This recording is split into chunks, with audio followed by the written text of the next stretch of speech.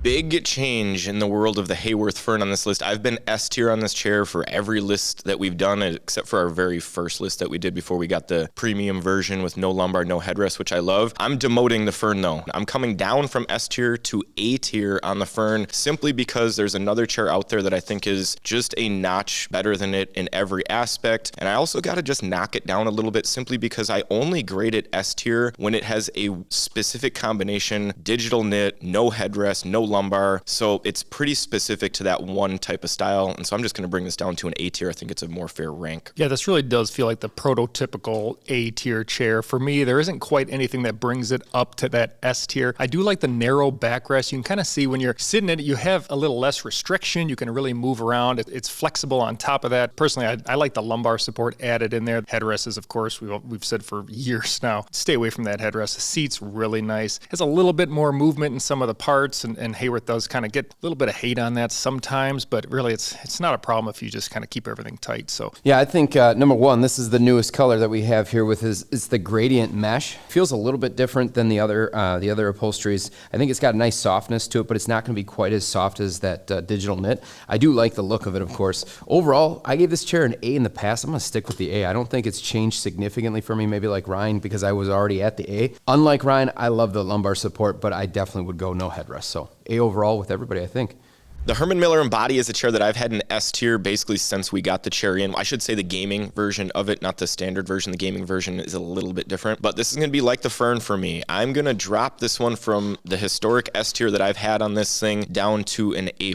And the reason being, again, there's another chair out there that I think is more comfortable in every single aspect as this one. And when I just think about the chair, my willingness to use it compared to other chairs, and the drawbacks that it does have, I mean, the lumbar support can be a little bit pokey. The seat isn't super flexible and can be kind of wonky with the seat depth adjustment. I can't keep this one in S tier. I got to bring this one down to an A+. This was kind of the first chair I ever sat in that was one of these high-end office chairs. I loved it right away, and then, we bring in all these other chairs, and then you got to figure out how does it rank. For me, I'm still at an S tier here, and actually, it kind of went up because we have that Atlas headrest on there, so adding the headrest brings it even further up for me. A lot of people have talked about the shoulder roll issue up at the top. I never find this to be a big issue because I just kind of dial back the back angle, and that kind of fixes it, and then, again, adding that headrest kind of keeps a little bit of extra pressure off the top of the back for me. I love the arms, the big wide pads, and I kind of like the lack of adjustability because it makes them really solid. Going to be an S for me. Yeah, I mean, unlike Ryan, I'm actually going the opposite way that Ryan went on this one, and I think it's more of a peer pressure thing. Everybody loves this chair, and I've been giving it an A+ for absolutely ever because of that shoulder roll. However, I'm going to go and bump mine up here. It's ridiculously comfortable. The seat's insane. The armrests are massive, again, and they accommodate what you would normally get from like depth adjustment, all the range that you need to have good support. I get great support in this chair. I'm going S tier on this one. So Ryan dropped it down, I increased it up. It actually ends up staying right at S tier. So Steelcase Leap chair, I kind of alluded to this when I talked about the AMEEP chair, which was the EMEA frame with the Leap seat. I upgraded that chair, and the reason for it is because now that the refurbs have that extra padding in there, of course this goes away from the brand new one. If you add that extra padding, you don't feel like you bottom out quite as much. I know it's just subjective, and it's my opinion, not everybody's, but that paired with the fact that obviously this is without question the best backrest in the business. Super flexible.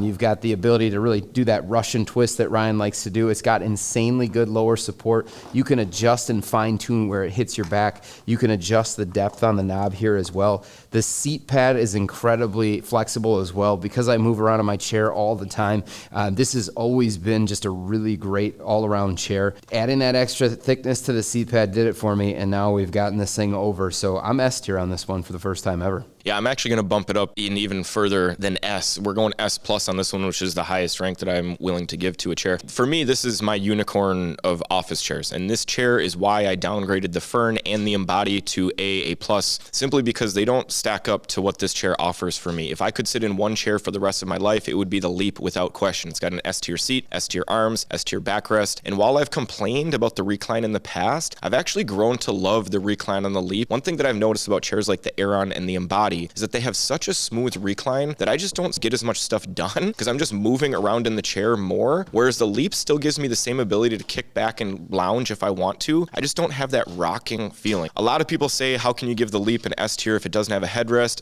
I just don't need a headrest. And honestly, I think that if you put a headrest on the Leap, it would take away from what makes the backrest so great. So this is S+ all day. Yeah, Ryan said it really well. I think I do personally prefer those reclines on the Herman Miller, but it's true. You do kind of have to lock them up. Otherwise, you do have that tendency to always recline. I'm not quite up there with an S for this one, just because I do prefer that Amiya seat, but it's still overall, this is an amazing chair, and I do really like that higher backrest. All total, we got an S+, S, A, it's going to be an S. If you want to see how we rank all of the most popular chairs, head over to BTODtv to see our full office chair tier list. Click the link in the description.